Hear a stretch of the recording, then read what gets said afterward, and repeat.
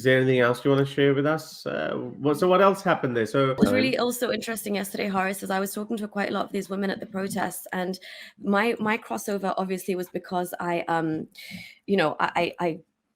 want to be part of this solidarity movement anyway, but it's also like affiliated with everything I'm kind of doing here, my general job day to day, and also the ex-Muslim thing. So it was like a crossover yesterday of all the various reasons to be there, and being able to have discussions with people who had come there purely for the feminist perspective, or like, the issue with what happened to Mahsa Amini and what that means in the wider context for the hijab.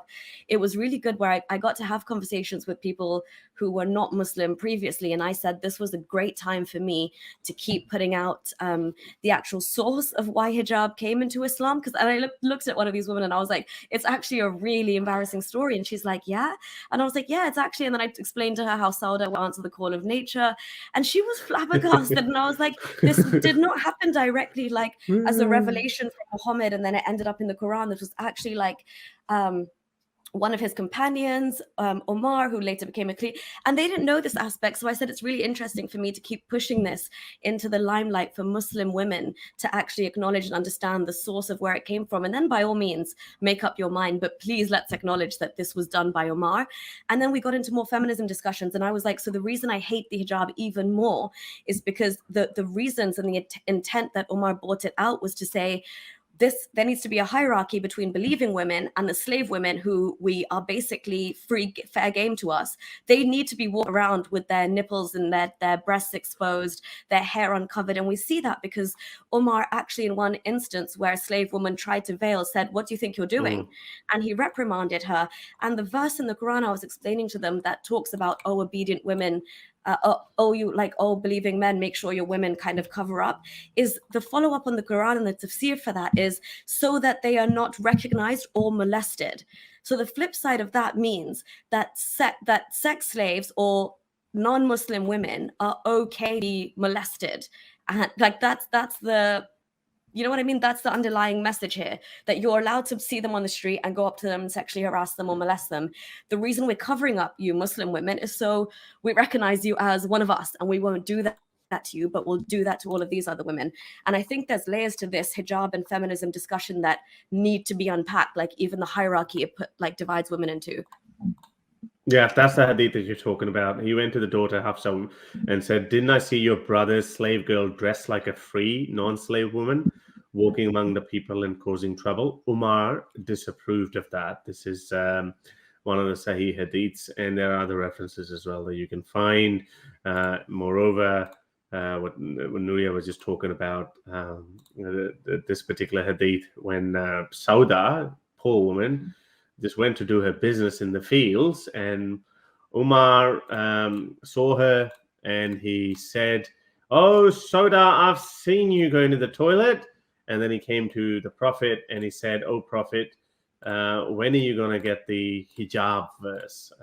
Because he says, oh, Sauda, I have recognized you. So there's this whole issue here with recognition. A believing woman should not be recognized because you should not be sexually lusting after her. But the non-Muslim women can be and should be recognized and should be completely bare naked or whatever, just less covered up than a Muslim woman should be, so that men can sexually lust after them and follow that up with sexual harassment or molestation. The actual word, the translation for the original Quranic Arabic for why women need to cover up is to avoid being molested. Yeah, that's it. This is, you can see that in Sahih Bukhari 6240, Sahih Muslim 2170, plenty of evidence. This is basically the visual depiction of that. Umar had been pestering the Prophet to get the veil verse, and he said no. Unsuccessful, and then this moment changed everything forevermore. Can you believe that this the shit that changed the world, Horace? No, but like seriously, we're laughing at this. Had this event not happened, had she felt the need to go to the toilet like 10 minutes later, and that perv might not have seen her, and then all this suffering that has been brought upon these women all around the world would not have happened. What do you reckon? Don't you think like this is a 100%. classic butterfly effect? Had The she not butterfly eaten that effect. dodgy lamb or whatever, had she not had too much honey that day, and she just stayed asleep, or she didn't need to answer the call, or Omar took a different route home, or anything, Yeah, I man. know. Yeah, I I'm reckon. not sure that I'd want him to be at home either, because he'd beat his wife. So just be out in the desert somewhere, but just don't exist. That would be a lot easier. Yeah, I reckon. Like it might be a bit repetitive, but I'm sorry. Now I have to read this hadith, because some people who watch it for the first time, they might be like, "Oh no, you're making this up." So I have to show this. Where is this? Made up That's three true, though. verses. Andrew's right. It still would have happened as if it was his habit. This, and as we were saying, I think he was pestering Muhammad a number of times, and then Muhammad finally caved in. And I think he said, "Look, mate, now I recognize one of your wives. Do you see what I'm saying?" And eventually, and then Muhammad, I think, was a little bit scared of Omar to a certain extent, but yeah. He was intimidated by him. So anyway, so Yeah. Sahih Bukhari 6240. Umar bin Khattab used to say to the Prophet, "Let your wives be veiled," but he did not do so. There you go. That's a point to be noted. The wives of the Prophet used to go out to answer the call of nature at night only. Poor women were already holding it off till the sun has set. Oh my word, You know? Al-Manasi, they could only go there at night? Yeah, they're only going there at night. So like, okay, so a pervert like Omar is not around. But once Sauda, the daughter of Zama, went out, and she was a tall woman, Umar bin Khattab saw her while he was in a gathering. So look at him in a gathering, and said, all these people around him. It's like, and he deliberately said it out loud to embarrass the Prophet. So every man notices that, hey, look, that's the Prophet's wife, and you can see her bum doing her business. So he goes, Umar bin Khattab saw her while he was in a gathering and said, I have recognized you, O Sauda. And then Umar said so as he was anxious for some divine orders. Oh, like look at the expectations of these men. Yeah, now that I've seen her, so now there must be a divine revelation coming from up above regarding the veil. And anyway, and then a hijab verse, a complete body cover excluding the eyes. See Hadith number 148, and then so Allah revealed the verse of veiling. And just to follow up, just to explain how high and mighty Omar is held, Shakil Zaman makes a good point. Muslims think Omar was the second most virtuous human being to ever live after the Prophet Muhammad himself. And we know things that Omar has said when he's been caught hitting his wife, and who he says to got that direction from is Muhammad himself. And he says, Muhammad says, never ask a man as to why he beats his wife. And these are the two people that Muslims cling on to as the best example. The level of reverence is scary. I agree. That's why even when you speak to a Muslim, and especially Sunni Muslims, obviously, like I'm talking about, because that's my background, but when you touch, obviously Muhammad is untouchable, but then when you even bring up questions about his companions, and it's like, the four rightly guided ones, it gets very hesitant. Muslims get very hesitant to engage with you, because saying anything that they could have done wrong as well is kind of like veering towards the blasphemous territory for them.